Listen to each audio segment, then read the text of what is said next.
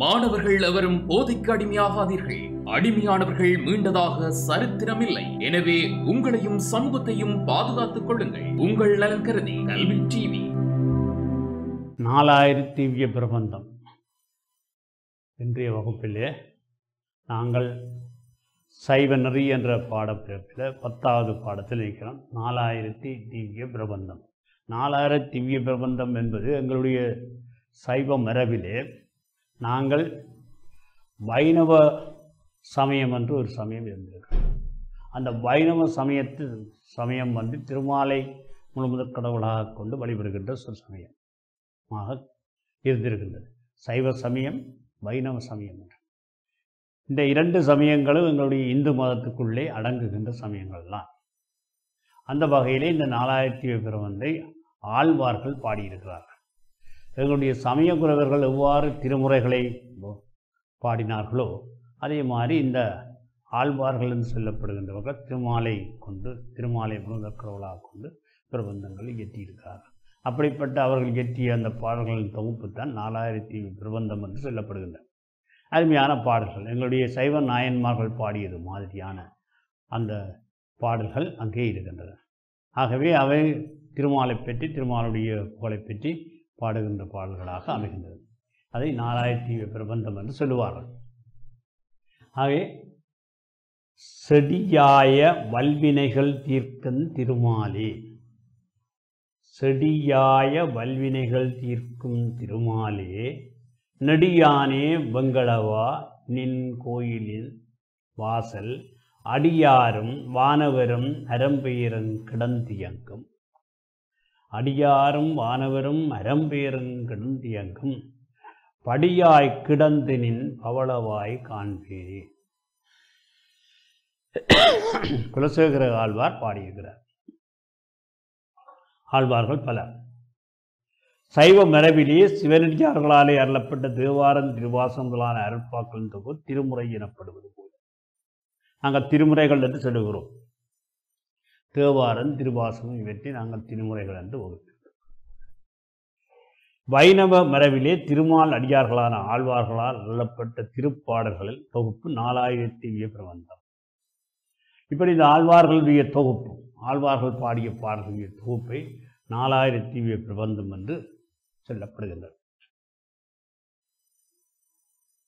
இங்கே திருமால் இங்கே பள்ளி கொண்டிருக்கின்ற, இங்கே பாருங்கள், இந்த படத்தில் சொல்லப்பட்டிருக்கின்றது. திவ்யம் என்றால் தெய்வத்தன்மை என்று பொருள். திவ்யம் தெய்வத்தன்மை. பிரபந்தம் என்றால் நன்கு கட்டப்பட்டது என்று பொருள். நன்கு கட்டமைக்கப்பட்ட இலக்கியங்களை குறிப்பதாக இச்சொல் வழங்குகிறது. 4000 எண்ணிக்கை உடைய தெய்வத்தன்மை வாய்ந்த பாடல்களின் தொகுப்பு என்ற பொருளிலேயே 4000 திவ்ய பிரபந்தம் என்று அமையப்படுகிறது. 4000 பாடல்கள் அதிலே இருக்கு. இந்த 4000 திவ்ய பிரபந்தத்தினுள் அடங்கும் பாடல்கள் ஆழ்வாள் பெருமக்கள் திருமாலிடம் கொண்ட பக்தியின் வெளிப்பாடாய் அமைந்தது. எப்படி இறைவனிடம் இந்த நாயன்மார்கள் எவ்வாறு பக்தி வெளிப்பாட்டை காட்டினார்களோ அதே மாதிரி தான் இது. மெய்ஞானம் பயப்பரம். அதனாலே வைணவர்கள் அவற்றை வேதங்களுக்கு நிகரானவையாக போற்றுகிறார். வேதங்களுக்கு நிகரானவையாக திராவிட வேதம் தமிழ் வேதம் என்று போற்றுகிறார். திராவிட வேதம் தமிழ் வேதம் என்று போற்றுகிறார். வைணவ திருமுறைகளை, அதாவது சைவ திருமுறையை நம்பியான் நம்பி தொகுத்தது போல நாத முனிவர்களால் இந்த 4000 பிரபந்தத்தை தொகுத்திருக்கிறார். எங்களுடைய சைவ திருமுறைகள் தேவாரம், திருவாசகம் போன்றவற்றை தொகுத்தவர் நம்பியாண்டார் நம்பி என்பது போல நாதமுனி என்பவர் 4000 பிரபந்தங்களை தொகுத்திருக்கிறார். சைவ திருமுறைகள் அடங்கும் திருப்பாடல்கள் 27 சிவனடியார்களால் அருளப்பட்டவை. 27 சிவனடியார்களால் அருளப்பட்டவையாக சொல்லப்படுகின்றன. 4000 பிரபந்தத்தில் அடங்கும் அருட்பாடல்களுடைய ஆழ்வார்கள் எண்ணிக்கை 12. அங்கே 27, இங்கு 12 ஆழ்வார்கள். திருமாலின் திவ்ய குணங்களில் ஆழ்ந்து ஈடுபட்டவர்களால் ஆதலால் அத்திருமால் அடியார்கள் ஆழ்வார்கள் எனப்பட்டார். ஆளப்பட்டவர்கள் ஆழ்வார்கள், ஆளப்பட்டவர்கள் ஆழ்வார்கள் என்று சொல்லுகிறார்கள். ஆழ்வார்கள் 12 பொய்கை ஆழ்வார், பூதத்தாழ்வார், பேயாழ்வார் என்னும் மூவரும் முதல் ஆழ்வார்கள் என்று சொல்லப்படுகிறார். இவர்களே முதல் ஆழ்வார்கள். ஏனைய ஆழ்வார்களை விட இவர்கள் காலத்தால் முற்பட்டவர், அதனால் இதை முதல் ஆழ்வார்கள் என்று சொல்லப்படுகிறார். அடுத்தது திருப்பண்ணாழ்வார், பாணர் குலத்தவர். உண்மையான இறைபக்தியினாலே முனிவர்களாலும் தொடர்பெறும் நிலைக்கு உயர்ந்தார். திருமாலிசை ஆழ்வார் திருமாலிசை என்ற தலத்திலே பிறந்தவர். பேயாழ்வார் சீடராகி திருமால் புகழ் பாடியவர் என்று சொல்லப்படுகிறார். பெரியாழ்வார் வேதியர் குலத்தவராய் உதைத்து திருமாலுக்கு பூமாலை, பாமாலை முதலியவற்றை திருப்படிகளாக கொண்டொழுகியவர் ஆவர். பெரியாழ்வாரது வளர்ப்பு மகளான ஆண்டாள், பெரியாழ்வாருடைய வளர்ப்பு மகள் தான் ஆண்டாள் என்று சொல்லப்படுகிற ஆண்டாள் நாச்சியார் திருமால் மேல் கொண்ட தீராத காதலை தீந்தமிழ் பாடல்களாலே வெளிப்படுத்தினார். சூடி கொடுத்த சுடற்கொடி என்று போற்றப்படுபவர் இந்த ஆண்டாள். அடுத்து திருமங்கை ஆழ்வார் சோழ தேசத்தில் அடங்கிய ஆரிநாடு என்ற குறுநிலத்தின் மன்னராக விளங்கியவர். தமது கவித்துவத்தாலே நாளிகவி பெருமாள் என்று புகழ்ந்துரைக்கப் பெறுவார். அடுத்தது தொண்டரடி பொடியாழ்வார், தொண்டர்தம் அடியார் பணிவதியை மேலான வழிபாடாக கொண்டு ஒழித்தார். அடுத்தது குலசேகர ஆழ்வார் சேர அரசர் குலத்திலே உதித்தவர். ராமபுராணத்தில் ஆறா காதல் கொண்டு அருட்பாடுகளை பாடியவர். ஆழ்வார்கள் மிகுந்த மதிப்பு பெறுவர் நம் ஆழ்வார் என்று சொல்லப்படுவார். திருமால் மீது மிகுந்த விருப்பத்துக்குரியவரால் அவர் நம்மாழ்வார் எனப்பட்டார். ஏனைய ஆழ்வார்கள் யாவரும் அவயவங்களாக அவரது அவயவியாக போற்றப்படுகின்றார். இவர் அவயவியாக போற்றப்படுகிறார். அவர்கள் அவயவங்களாக, இவர் அவயவியாக. அதாவது ஏனைய 11 ஆழ்வார்கள் உடலாகவும் நம் ஆழ்வார் அந்த உடலில் உள்ளின்று இயக்கும் உயிராக செய்வார். அவர் உயிராகவும் இவர் உடலாகவும். அடுத்தது மதுரகவி ஆழ்வார். அத்தகைய நம்மாழ்வையே திருமாலாக கருதி பாடிய பரவியவரால் மதுரகவி ஆழ்வார். இத்தகைய ஆழ்வார்கள் பாடிய பாடல்களை அருள் செயல்களை என்றும் போற்றுவது வைணவ மரம். இதுதான் நாங்கள் சொல்லப்பட்ட இந்த 4000 பிரபந்தத்தை பாடிய ஆழ்வார்கள் பற்றி சொல்லப்படுவது. 4000 பிரபந்த தொகுப்பானது 4 பகுதிகளாக ஆயிரங்களாக வகுக்கப்பட்டிருக்கு. 4 தொகுதிகளாக. அந்த பகுதிகள் முறையே 1000, 2000, 3000, 3000, 4000 என்று சொல்லப்படுகிறது. 1000 அடங்குவர் யாவர் என்று இங்கே சொல்லப்படுகிறது. அதாவது நூற்பெயர் திருப்பல்லாண்டு பாடியிருக்கிறார்கள். பெரியாழ்வார் திருமொழி இவ்வளவும் பெரியாழ்வார் பாடியது. திருப்பல்லாண்டு மற்ற பெரியாழ்வார் திருமொழி இது பெரியாழ்வார் பாடியது. திருப்பாவை நாச்சியார் திருமொழி ஆண்டாள். திருப்பாவை நாச்சியார் திருமொழி ரெண்டும் ஆண்டாள் பாடியது. திருமால் திருமொழி குலசேகர ஆழ்வாராக பாடப்பட்டார். திருச்சந்த விருத்தம் திருமாலிசை ஆழ்வார். திருமாலை மற்ற திருப்பள்ளி எழுச்சி இந்த ரெண்டும் தொண்டரடி பொடியாழ்வார். அமலநாதிபிரான் திருப்பண்ணாழ்வார். கண்ணினூர் சிறுதாம்பூ மதுரை ஆவலம். இவ்வளவும் முதல் 1000க்குள்ள அடங்கு. 2வது 1000 பெரிய திருமொழி என்று சொல்லப்படுகின்றது. பெரிய திருமொழி, திருக்குறுந்தாண்டகம் மற்ற நெடுந்தாண்டகம் இவ்வளவும் பாடிய திருமங்கை ஆழ்வார். இது 2000 என்று சொல்லப்படுகின்றது. 3ஆம் முதல் திருவந்தாதி பொய்கை ஆழ்வார், 2ஆம் திருவந்தாதி பூதத்தாழ்வார், 3ஆம் திருவந்தாதி பேயாழ்வார், 4முகன் திருவந்தாதி திருமாலிசை ஆழ்வார், திருவிருத்தன் நம்மாழ்வார், திருவாச்சியம் நம்மாழ்வார், பெரிய திருவந்தாதி நம்மாழ்வார், திருவெழுக்குற்றி இருக்கை திருமங்கை ஆழ்வார், மற்ற சிறிய திருமடல் திருமங்கை ஆழ்வார். இது 3வது ஆயிரத்துக்களே அடங்குது. அடுத்தது 4வது ஆயிரத்துக்களை நூற்பெயர் திருவாய் மொழி, இது நம்மாழ்வார் பாடியது. இப்படி 4 ஆயிரங்கள் சேர்ந்தது 4000 பிரபந்தம் சொல்லப்படுகிறது. இந்த 4000 பிரபந்தத்தில் ஆழ்வார்களின் பிரபந்தங்கள் அவர்களது கால வரிசைப்படி அமையப்படவில்லை. பெரியாழ்வார் திருப்பண்டாண்டுடன் தொடங்கி நம்மாழ்வாரின் திருவாய் மொழியோடு நிறைவேற ஒன்றை அவதானிக்கக்கூடியது. பெரியாழ்வாருடைய திருப்பண்டாண்டோடு தொடங்கி நம்மாழ்வாருடைய திருவாய் மொழியோடு முடிவதாக சொல்லப்படுகின்றது. இனி நாங்கள் பயிற்சிக்கு போவோம். 4000 பிரபந்தம் என்ற தொடரின் பொருள் யாது? உங்களுக்கு எல்லாருக்கும் இப்போ விளங்கி இருக்குன்னு நினைக்கிறேன். 4000 பாடல்களுடைய தொகுப்பு 4000 பிரபந்தம். 4000 பாடல்கள் அருட்பாட்களுடைய ஒரு கட்டுத்தான் தொகுப்பு. திவ்ய பிரபந்தம். திவ்ய பிரபந்தம் என்றது கட்டு. 4000 பிரபந்தத்தில் பாசுரங்களை அருளிய ஆழ்வார்கள் எத்தனை பேர்? அவற்றை தொகுத்தவர்கள் யார்? 12 பேர் என்று சொல்லப்படுகின்றது. அவற்றை தொகுத்தவர் நாதமுனிவர். முதல் ஆழ்வார்கள் என்று குறிப்பிடப்படுவோர் ஆவர்.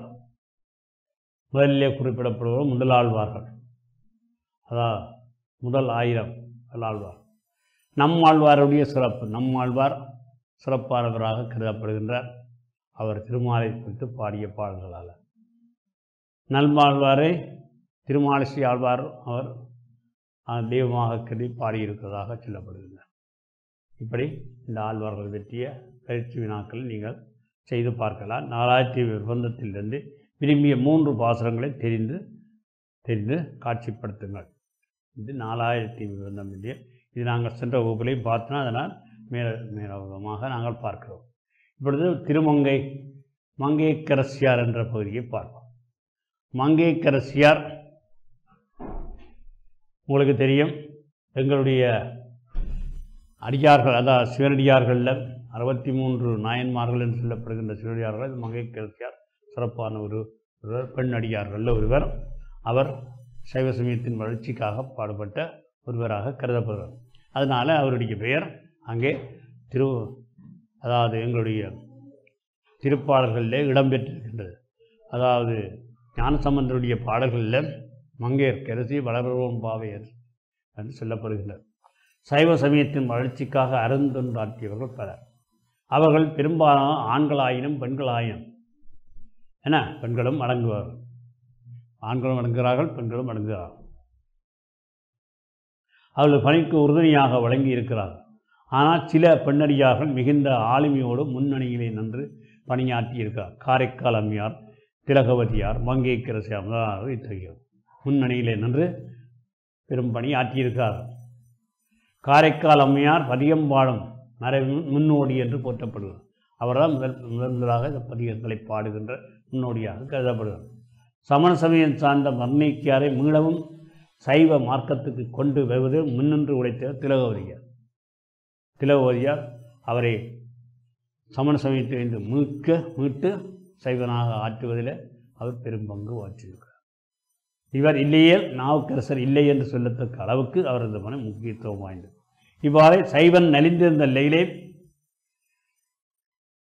நிலையில் இருந்த அந்த தமிழ்நாட்டு மீளவும் வேதநெறி தலைத்தோங்க மிகு சைவத்துறை விளங்க யாது செய்ய வேண்டும் என்று அறிந்து அரும்பணி ஆற்றியவர் மங்கையர்க்கரசியார்.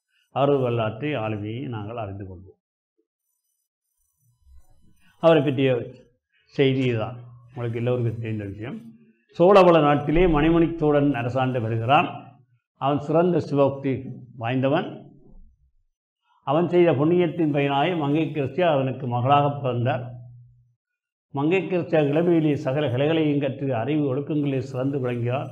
அவரை பாண்டியின் நெடுமாறனுக்கு மனம் முடித்து வைத்தனர். நெடுமாறனிடம் இருந்த கூன் காரணமாக அவனை கூன் பாண்டியன் என்றும் அழைக்கப்பட்டார். மங்கையர்க்கரசியார் மானி என்று அழைக்கப்பட்டார். வீரம் மானம் மிக்க சோழ மன்னர்களுக்குரிய சிறப்பு பெயராக விளங்கிய மானி என்ற பெயரினாலே சோழ மன்னனது மகளான மங்கையர்க்கரசியாரும் அழைக்கப்பட்டார். ஞானசம்பந்த பெருமான் அவரை வரிவளை கைமட மானி என்று போற்றுகிறார். சேக்கிழார் பெருமான் மங்கையர்க்கு தனி அரசி என்று ஏற்றுகின்றார். அந்த அளவுக்கு சிறப்பாக ஏற்றப்படுகிறார். மங்கையார் இந்த அம்மையார் சிவபக்தியிலும் அடியார்கள் பக்தியிலும் சிறந்து விளங்குகிறார். நெடுமாறனது ஆட்சி காலத்திலே பாண்டிய நாட்டிலே சமய சமயம் செல்வாக்கு பெற்றிருந்தது. நெடுமாறனுடைய ஆட்சி காலத்திலே சமண சமயம்தான் செல்வாக்கு பெற்றதாக விளங்கியது. பிரசாரத்தில் வெல்ல சமண குருமாறன் போதனையாலே மன்னன் நெடுமாறனும் சமண சமயம் சார்ந்து விட்டார். மன்னன் வழியிலே ஒடிமக்கள் சமண சமயத்தை சார்ந்து விட்டார். சைவ சமயத்தின் வீழ்ச்சி கண்டு பாண்டிமாதேவியார் கலங்கினார். சைவ சமயத்தின் வீழ்ச்சியை கண்டு பாண்டிமாதேவி கலங்குகிறார். பாண்டிமாதேவி போலவே சைவத்தின் மீது பெற்றோரை மிக்கவர்களான அமைச்சர் குலச்சிறையாரும் கலங்கினார். அக்காலத்தில் ஞானசம்பந்த மூர்த்தி சுவாமிகள் வேதாரணத்தில் எழுந்தள்ளி இருப்பதை அவர்கள் கேள்வியுற்றார். அது அவளுக்கு மகிழ்ச்சியை கொடுத்தது. ஞானசம்பந்தர் என்கின்ற ஞான ஞாயிறு பாண்டிய நாட்டுக்கு எழுந்தள்ளினால் சமண சமயம் ஆகிய காரில் அகன்று ஓடிவரும் என்பது அவருடைய அசையாத ஒரு நம்பிக்கையாக இருந்தது. மங்கையர்க்கரசியார் ஞானசம்பந்த பெருமானை அங்கு அழைத்து வருவதற்கு வேண்டிய முயற்சிகளை அவர் செய்கின்றார். ஏற்பாடுகளை செய்தார். குலச்சிறையார் ஞானசம்பந்தரையும் தரிசனங்களை சக மரியாதையோடு பாண்டிய நாட்டுக்கு அழைத்து வந்தார். அங்கே அழைத்து வரப்படும் ஞானசம்பந்தர் சமணர்களுடைய சூழ்ச்சிகளை எல்லாம் முறியடித்தார். சமணர்களை வாதிலே வென்றார். பாண்டியனை சைவனாக்கினார். சைவ சமயத்தை பாண்டிய நாட்டில் ஸ்தாபித்தருளினார். அப்போ இதெல்லாம் மங்கையர்க்கரசியாருடைய வேலை. இவையெல்லாம் நிலைநிலைக்கு மூலகமாக மங்கையர்க்கரசியார் இருந்தார். மங்கையர்க்கரசியாரது அரும்பணியை ஞானசம்பந்த பெருமான் தமது தேவார பதிகங்கள் சிறப்பித்து பாடியிருக்கிறார். மங்கையர்க்கரசியாரை காண்பதற்கு முன்பே தம்மை வர கேட்க வந்த குலச்சிறையார் கூறியவற்றை கொண்டே ஞானசம்பந்தம் அவருடைய பெருமையை உணர்ந்து கொண்டார். திருவாலவாய் தளத்திலே வீட்டிற்கு இறைவனை பாடும்போது மங்கையர்க்கரசியாரை சிறப்பித்து பாடினார். அந்த பாடல் ஒன்று இங்கே தரப்படுகிறார். திருவாலவாய் மங்கையர்க்கரசி வளவர்கோன் பாவை வரி வளை கைமட மானி என்பதுதான் அந்த தொடர். மங்கையர்க்கரசி வளவர்கோன் பாவை வரி வளை கைமட மானி பங்கைய செல்வி பாண்டிமாதேவி பணி செய்து நாள்தோறும் பெறவ பணி செய்து நாள்தோறும் பெறவ பொங்கழல் உருவன் பூதநாயகனால் பூதநாயகனால் வேதமும் பொருள்களும் மருளி பூதநாயகனால் நாள் வேதமும் பொருள்களும் மருளி அங்கைய கண்ணி தன்னோடும் அமர்ந்த அளவாயாவது இதுவே. திருவாலவாய் என்று சொல்லப்படுகின்ற இந்த இறைவன் விற்றிருக்கின்ற இடம் இதுதான் என்பதை மிக அழகாக சொல்லுகின்றார். மங்கையர்க்கரசி மங்கையர்க்கு அரசியாகிய அந்த மங்கையர்க்கரசி என்ற பெயரோடு விளங்குகின்ற பாண்டிமாதேவி. அவர் வளவர்கோன் பாவை வளவர்கோன் என்றது பாண்டியனுடைய பாவை. வரி வளை கை மட மானி என்று அவரை சிறப்பித்து கூறுகிறார். வரி வளை கை மட மானி பங்கையர் செல்வியாகி பாண்டிமாதேவி பணி செய்து நாள்தோறும் பெற அவர் தொண்டுகள் செய்து இறைவனுக்கு வேண்டிய தொண்டுகள் எல்லாவற்றையும் செய்து நாள்தோறும் செய்து கொண்டு வருகின்ற ஒரு சிவப்பணியை போற்றி அப்படி செய்து வருகின்ற அந்த பொங்கழல் ஒருவன் பூதநாயகர் பொங்கழல் உருவனாகிய பூதநாயகர் என்று சொல்லப்படுகிற இறைவன் நால் வேதமும் பொருள்களும் அருளி இறைவனாலே 4 வேதங்களும் பொருளும் அள்ளி செய்யப்பட அங்கேயர் கண்ணி தன்னோடு அங்கேயர் கண்ணியாகிய என்ன மாதவியாரோடு அமர்ந்த ஆலவாய் இது அமைந்திருக்கின்ற இடம் இந்த ஆலவாய் திருவாலவாய் என்ற இடம்தானே என்பதை மிக அழகாக சொல்லுகின்றார். சம்பந்த பெருமான் பாண்டிய நாட்டு தலங்களுக்கு யாத்திரை மேற்கொண்ட போது பாண்டிய மன்னனும் மங்கையர்க்கரசியாரும் ராமேஸ்வரம் வரை கூடவே சென்றார். மங்கையர்க்கரசார் நாவுக்கரசு சுவாமிகள் பாண்டிய நாட்டுக்கு வந்தபோது அவரை வரவேற்று உபசரிக்கும் வீட்டை பெற்றவர்.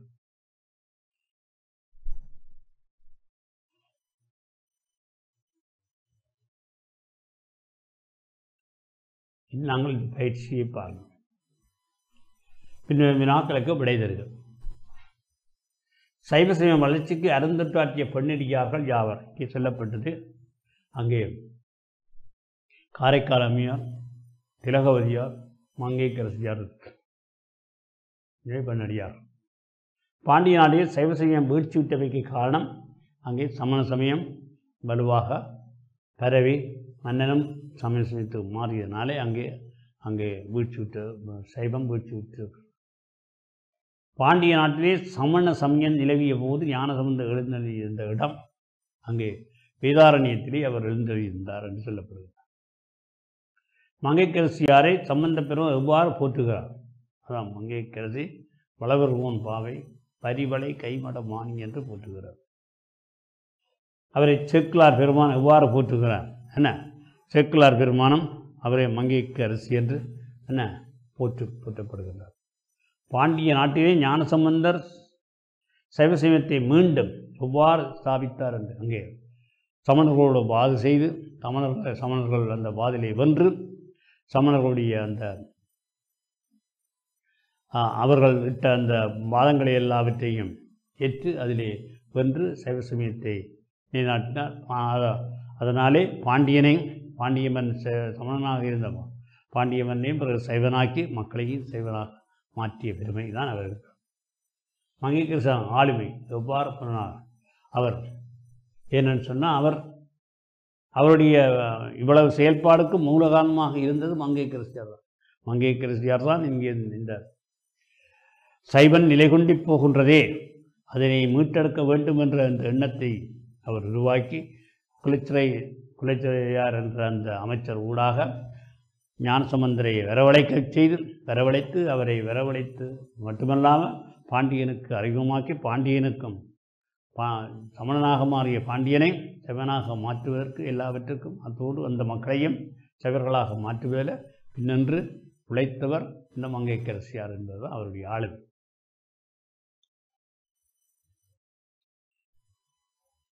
காரைக்கால் அம்மையார் திரௌபதியார் மங்கைக்கரசி ஆகியோர் சமய பெற்றோர்களை பற்றி கலந்துரையாடல் செய்து நீங்கள் வகுப்பறையில் நீங்கள் செய்து பார்க்கலாம். இவை உங்களுடைய இந்த பயிற்சியான இவற்றை நீங்கள் செய்து பார்க்க வேண்டியது உங்களுக்கு. இது அடுத்ததாக சுந்தரமூர்த்தி நாயனார் திருவாரம் வருகின்றது. நாங்கள் சுந்தரமூர்த்தி நாயனாருடைய குருவு சித்திரமும் 10ஆம் தேதி வருவதாக 10ஆம் தேதி இன்னும் இருக்கின்றது. ஆகவே அதற்கு பொருத்தமாக சுந்தரமூர்த்தி நாயனார் பற்றியை நாங்கள் பார்க்கலாம். அவருடைய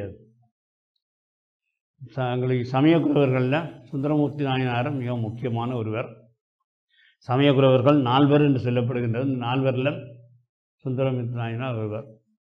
சேக்கிழார் பெருமான் பாடிய அந்த பெரிய புராணம் சுந்தரமூர்த்தி நாயனார்தான் பாற்றை தலைவனாக கொண்டு பாடப்பட்டது. அந்தளவுக்கு அவர் முக்கியத்துவம் உடையவராக இருக்கின்றார்.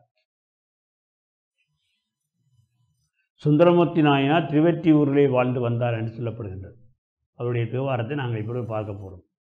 அவ்வேளையிலே அவருக்கு திருவாரூர் வீதிவடங்க பெருமானது வசந்த விழா நினைவுக்கு வருகிறது. அந்த வேளையிலே அவர் திருவெற்றியூரிலே இருக்கின்ற போது திருவாரூரில் இருக்கின்ற வீதிவடங்க பெருமானுடைய வசந்த விழா அவருக்கு நினைவுக்கு வருகிறது. அதனுடைய வீதிவடங்க பெருமான் நெத்து பையம்பாடினான். பத்திமையும் அடிமையும் என தொடங்கும் திருவாரூர் திருப்பதிகத்தின் 10வது பாடல்லாம் இங்கே சொல்லப்படும். அந்த பாடலை நாங்கள் இப்பொழுது பார்ப்போம். திருவாரூர் பண் பழம் பஞ்சுரம். ஏழிசையாய் இசைப்பயனாய் இன்னமுதாய் என்னுடைய சொல்லுகிறார். ஏழிசையாய் இசைப்பயனாய் இன்னமுதாய் என்னுடைய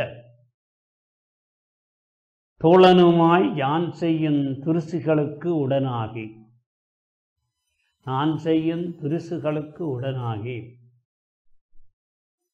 மாலை ஒன்கண் பறவையை தந்து ஆண்டனை மதியா.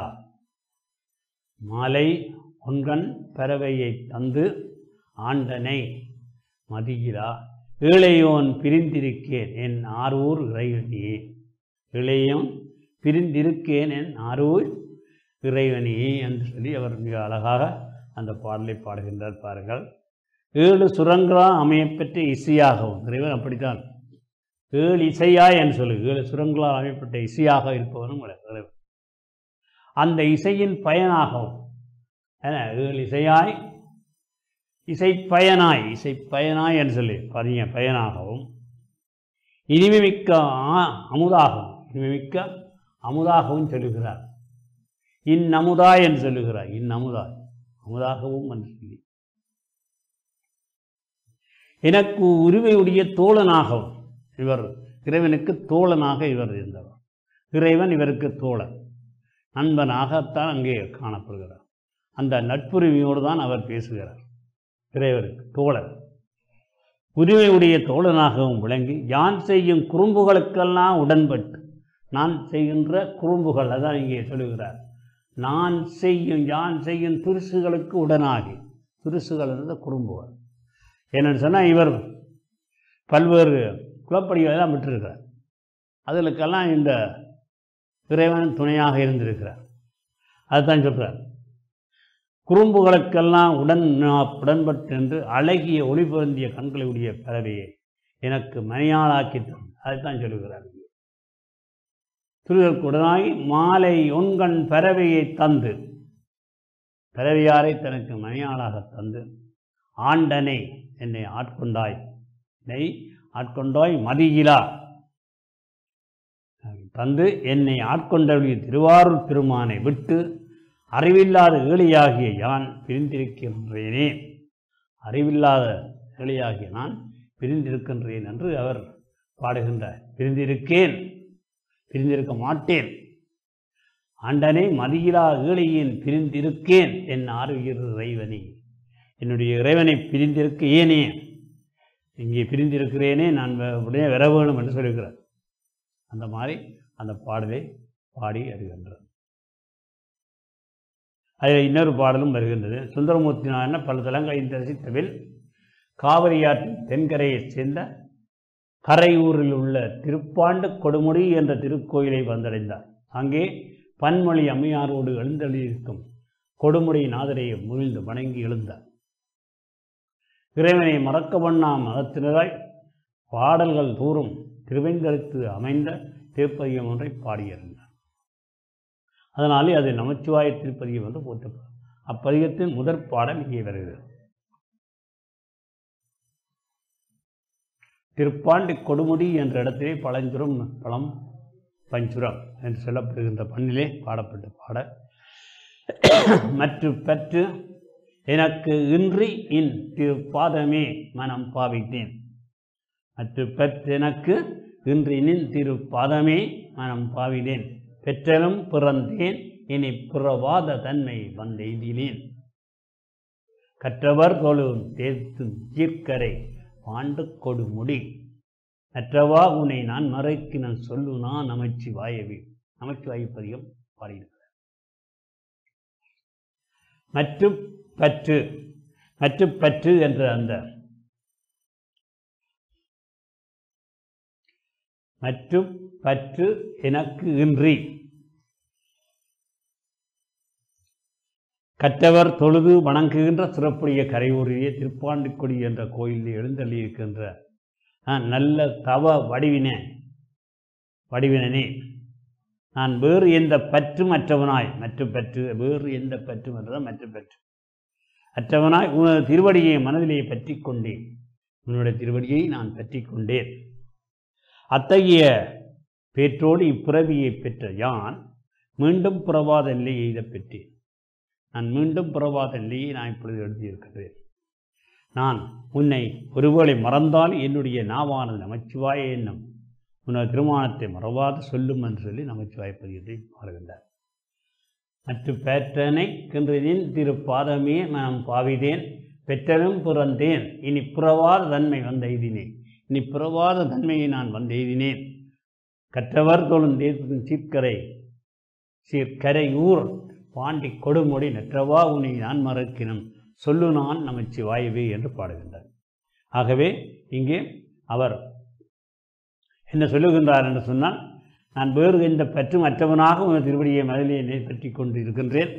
அத்தகைய பேற்றோடு இந்த பிறவியை நான் பெற்று நான் மீண்டும் பிறவாத நிலையினை பெற்றிருக்கின்றேன். அந்த வகையிலே நான் இந்த பாடலை பாடி அவர் நமச்சிவாய என்ற திருநாமத்தை தான் மறவாது சொல்லுகின்ற நிலையிலே இருக்கின்றதாக சொல்லப்படுகிறது.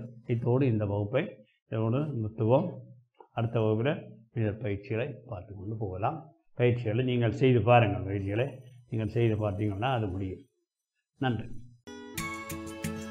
கல்வி டிவியில் புத்தம்புது நிகழ்ச்சிகளை உடனுக்குடன் பார்த்து மகிழ எமது ஃபேஸ்புக் மற்றும் யூடியூப் பக்கத்தை லைக் செய்யுங்கள்.